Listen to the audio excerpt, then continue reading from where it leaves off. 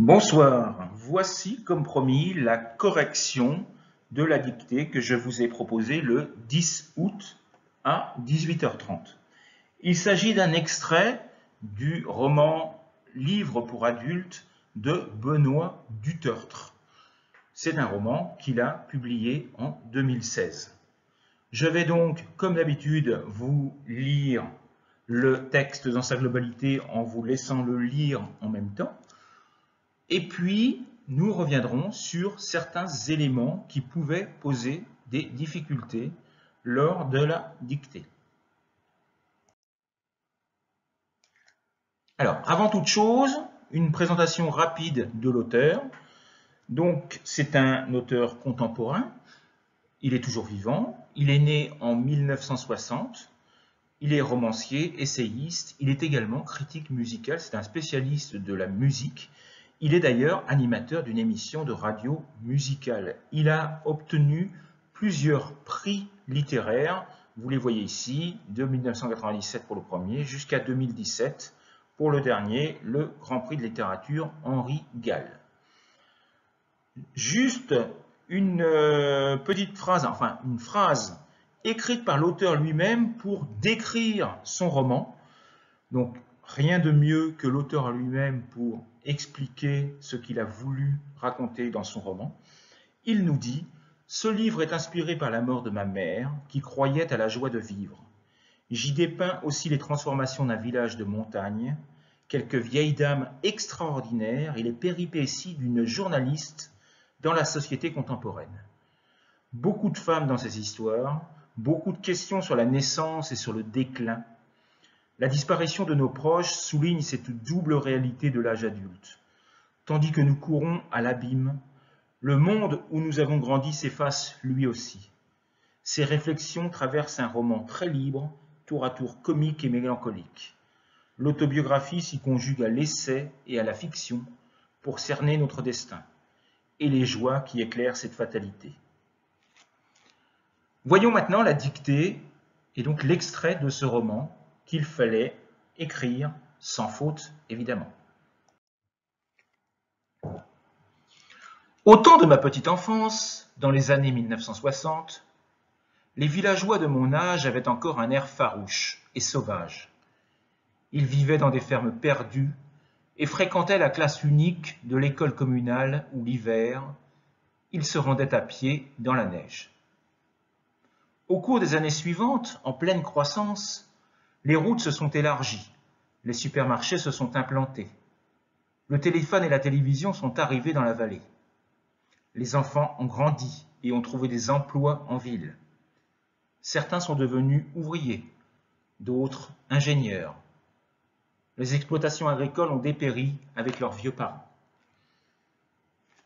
Alors comme vous pouvez le voir, il y a plusieurs mots surlignés de 3 couleurs différentes. Nous allons revenir sur chacun de ces groupes de mots pour vous expliquer quelles étaient les erreurs à ne pas commettre.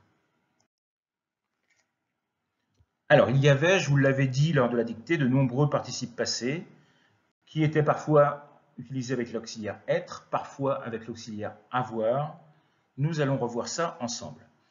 Tout d'abord, les verbes pronominaux au sens passif. Il y en avait 2. C'est se sont élargis et se sont implantés.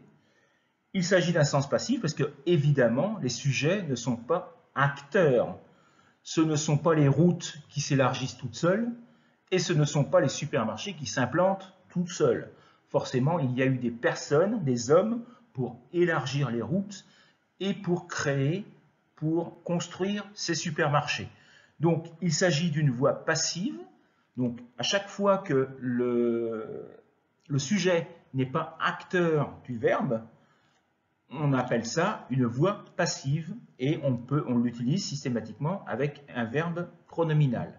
Et donc, toujours avec l'auxiliaire être et le participe passé s'accorde systématiquement avec le sujet. Donc ici, c'était les routes féminin pluriel, donc se sont élargies IES, et les supermarchés masculin pluriel se sont implantés ES. Deuxième remarque, à pied en ville. Vous devez retenir ces expressions qui s'écrivent systématiquement au singulier. Et puis donc vous aviez des verbes conjugués avec l'auxiliaire être, qui s'accordent toujours en genre et en nombre, et d'autres verbes conjugués avec l'auxiliaire avoir, qui eux ne s'accordent pas. Le participe passé avec l'auxiliaire avoir ne s'accorde jamais, sauf dans des cas où le COD est devant, mais ici, il n'y avait pas de cas comme celui-là.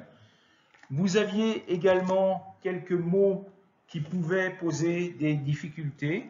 Je vous conseille de les revoir. Des mots comme farouche, qu'il faut que vous sachiez écrire. Vous aviez également certains qui étaient au pluriel, d'autres qui étaient également au pluriel. Rappelez-vous qu'on dit un autre, mais d'autres, on ne dit pas des autres, on dit d'autres. Donc ça, c'était une chose qu'il fallait connaître. Le verbe dépérir, c'est synonyme de mourir petit à petit. Donc on peut parler par exemple d'une plante qui dépérit parce qu'elle n'est pas bien arrosée. C'est-à-dire qu'elle meurt petit à petit, elle meurt pas en 2 minutes, c'est d'un jour à l'autre, elle est de plus en plus faible, etc.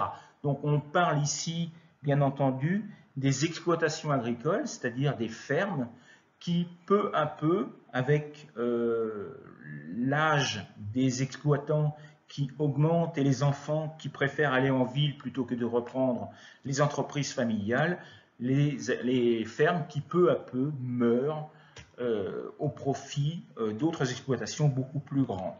Donc voilà un petit peu les difficultés que vous aviez. Vous aviez également le mot villageois. Il ne fallait pas oublier le E, parce que sinon on prononce villagois. G plus O, ça donne GE. Donc si on voulait écrire le son je, il fallait obligatoirement mettre un E à villageois. Et bien sûr, c'était un G et pas un J, puisque ça vient du mot village, qui s'écrit avec un G. Donc, voilà quelles étaient les difficultés de cette dictée. Au cours de l'année scolaire 2021-2022, il y aura un module de compréhension orale et de reconnaissance phonétique qui sera proposé. Je vous donnerai les dates exactes au cours des prochains mois. À bientôt. Au revoir.